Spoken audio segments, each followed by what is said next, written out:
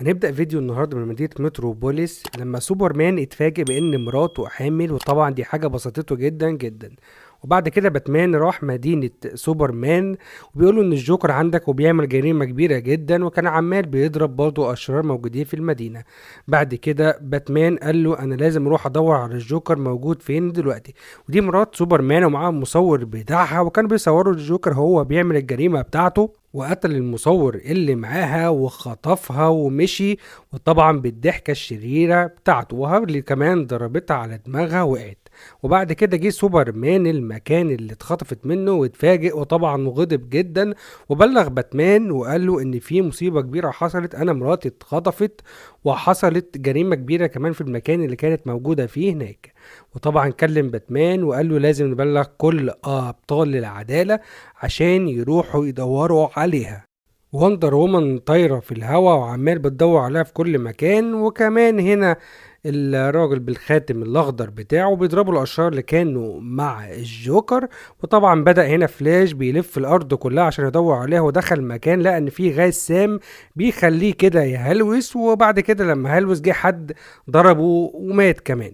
وبعد كده حد بلغ سوبرمان ان الجوكر خاطف مراته مع هارلي في غواصه تحت الميه. وجه سوبرمان طبعا نزل الميه وخد الغواصه وطلع بره. ولما دخل الغواصه لقى نفس الغاز المهلوس، خلاه يتخيل ان في حد قدامه ده وحش كبير جدا، وخده وطلع الفضاء. والجوكر وهارلي طلعوا بره، لكن اول ما طلعوا باتمان والخاتم الاخضر خدوها وقبضوا عليهم.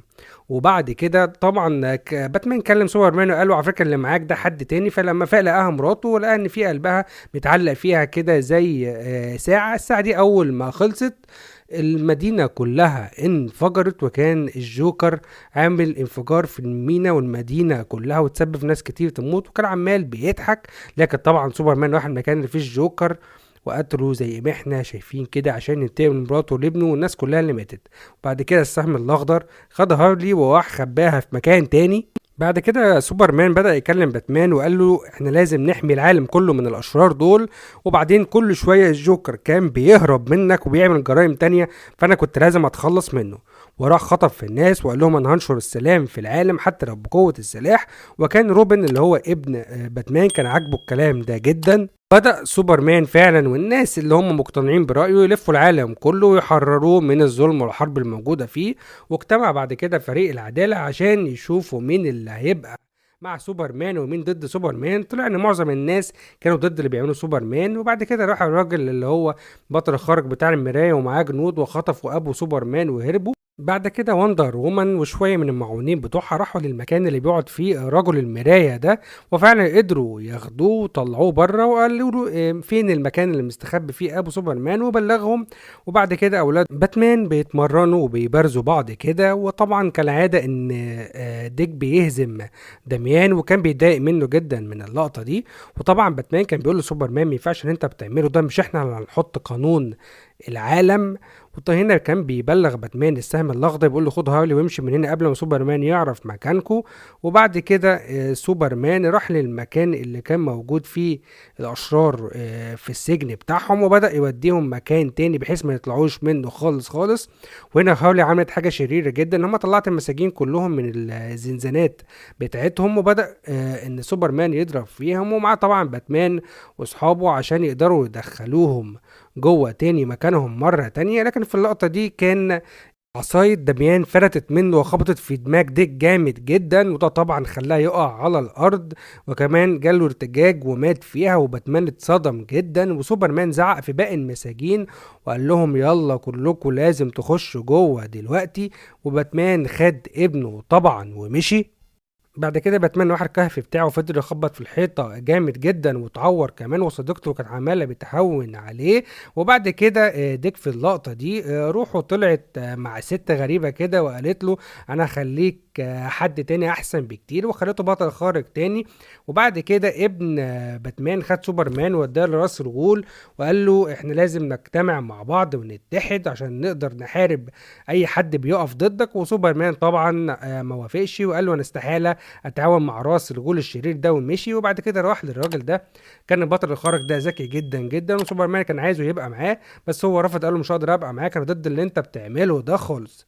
بعد كده راحوا الكهف اللي كان مستخبي فيه ابو سوبر مان. لكن سوبرمان جه واقتحم عليهم المكان وضرب كمان الراجل الموجود ده. لكن باتمان كان عنده فكره جميله جدا. واحد كان معاه زرار كريبتونايت ودخل جوه ودان سوبرمان ما كانش عارف يعمل اي حاجه. وبدأ طبعا السهم الأخضر وباتمان معاونيه يحاربوا الناس التانية، وراس الغول كمان هجم بالجنود بتوعه.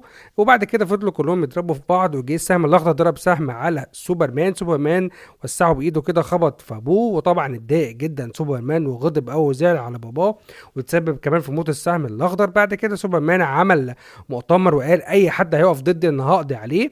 وفعلا راح مكان لقى إن في أطفال وعيال كده لابسين أقنعة الجوكر. ده طبعا ما عجبش سوبرمان وموتهم كلهم.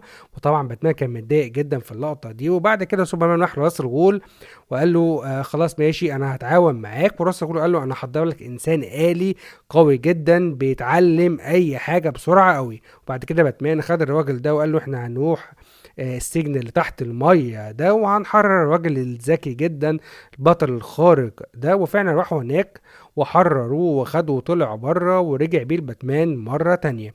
وطبعا كانت هنا وندر وومن مش مصدقه اللي عمله سوبرمان، قالوا انت ازاي تقتل اطفال؟ اكيد انت دماغك ما بقتش فيك دلوقتي. وهنا الراجل ده بيقول لهم انا هخترع حاجه جامده اللي هو حوار المالتي فيرس. والاكوان المتعدده واجيب سوبرمان تاني يحارب سوبرمان الموجود هنا. وبدل الانسان الآلي ده يبص للناس كده بطريقه غريبه وضخم جدا، واي حد كان بيعمل حاجه غلط كان بيموته او يفجر العربيه اللي ماشي بيها. والشرطة بدأت تضرب عليه النار لكن محدش قدر عليه. وطبعا سوبرمان جه وفضل يضرب فيه ويحاربه. لكن كان الإنسان الآلي ده فيه ميزة إن أي حد بيضربه بطريقة بيمتص الطريقة دي وبيضربها فيه مرة تانية. وفعلا كان أي حد يضربه بسلاح تتحول إيده للسلاح ده. وفعلا قتل الراجل ده كمان وموت كمان الإنسان الآلي ده وكسر رجله وكسر له إيده وخلاه مبقاش فيه أي حتة سليمة. وبعد كده جه منه بقى فريق العدالة عشان يقضوا على الإنسان الآلي ده. وفعلا اجتمعوا كلهم مع بعض. وبدأ اللقطة دي داميان ده بيحارب راس الغول وقال له ما ينفعش اللي انت بتعمله ده الإنسان الآلي ده مؤذي جدا. وهنا الراجل الذكي ده اخترع موضوع الميتافيرس ده وهيبدأ يطبقه. والراجل المطاطي ده بدأ يمسك في الراجل ده عشان يضربه.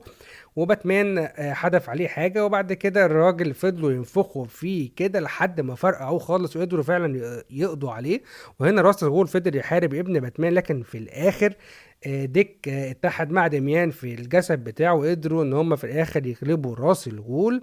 وفي اللقطه دي سوبرمان قال للوندر وومن انا هحبس باقي فريق العداله. قالت له انت ازاي هتعمل كده؟ ده هم ساعدوك دلوقتي انك تقضي على الانسان اللي قال الشرير ده. قال لهم لا لكن هم في الاخر ضدي. وبدا في موضوع الميتافيرس ده يجي سوبرمان تاني وبدأ يحارب سوبرمان ده وضارب بينهم معركة كبيرة جدا وفضلوا يضربوا في بعض.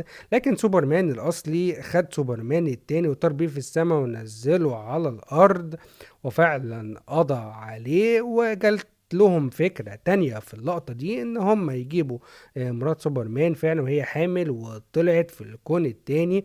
واقنعته ان اللي هو بيعمله ده غلط وهو ندم جدا وقال انا مش هعمل كده تاني وهتراجع عن اللي انا بعمله. وبعد كده رجع فريق العدالة واحد تاني. وبكده يبقى خلص ملخص النهاردة، وإلى اللقاء في ملخص تاني جديد.